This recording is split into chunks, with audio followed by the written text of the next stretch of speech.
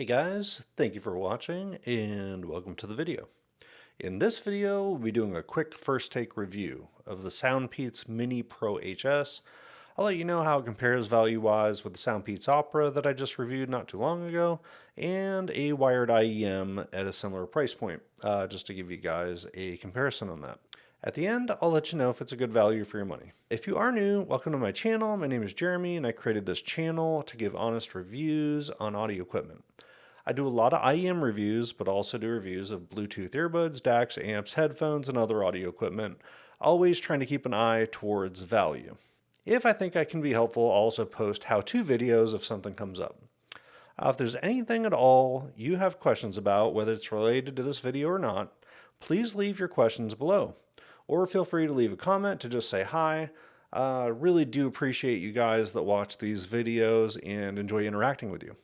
Thank you so much, and let's get started.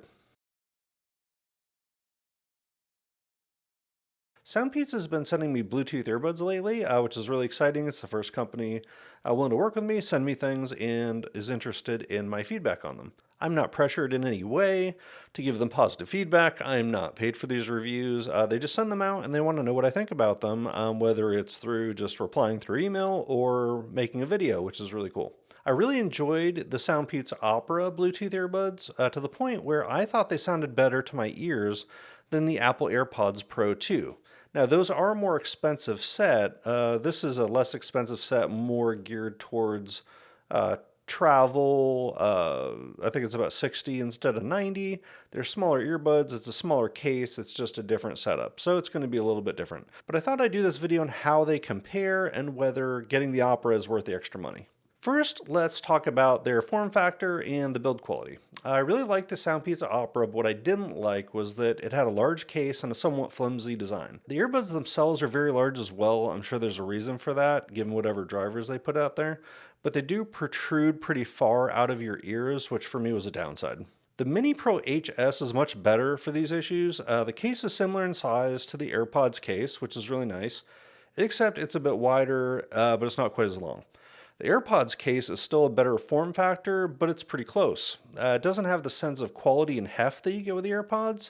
It's pretty light, but it does have a fun design with a cool pattern. Controls are fine. You touch the right-hand side to go up in volume, the left-hand side to go down in volume, and you double tap for the pause and play functions, and you hold the left earbud to cycle through your normal, transparent, and noise-canceling modes.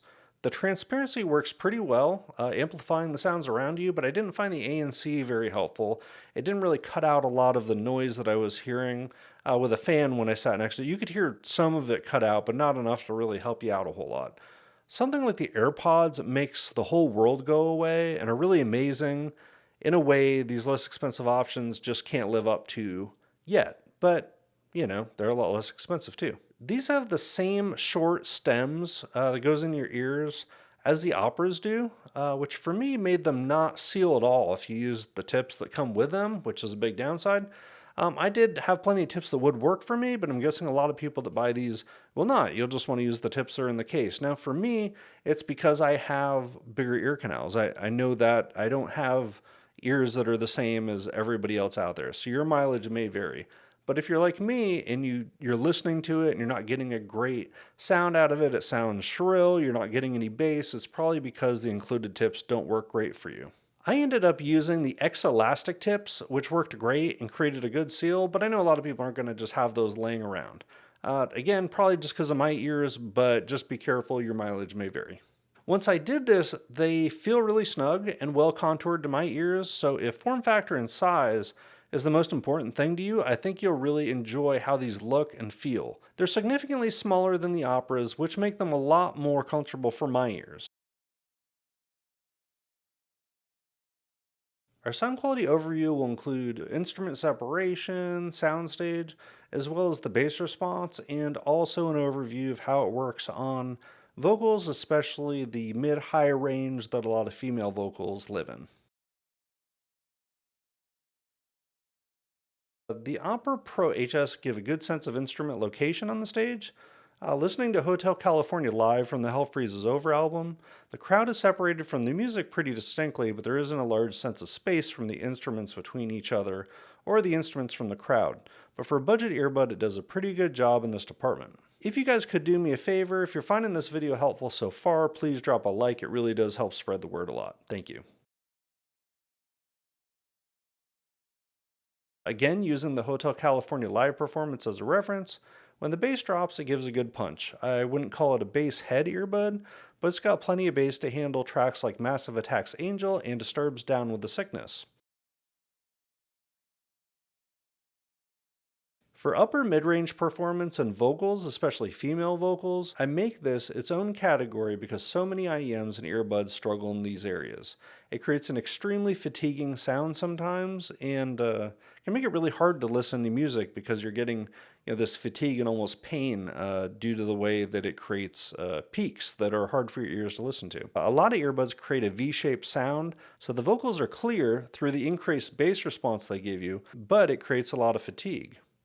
When I listen to these, there's an increase in the fatigue I feel in the upper mids that make guitars and vocals give me a sense of fatigue and even headache that's reminiscent of where we were with inexpensive V-shaped IEMs a couple years ago, which was disappointing to me. There's a lack of note depth and almost metallic ring to the notes, which ruins vocal performances for me. So my conclusion with these is it's got a nice case that I really enjoy for aesthetics and design. It fits well in your pocket, and the earbuds are very comfortable and sleek in your ears as well. I did have to replace the tips, so if you buy these and are getting a shrill sound from them, I'd recommend you look into swapping them before you give up on them. A couple years ago, I'd say these were a good option for a value earbud. I feel tuning has come a long way since then though.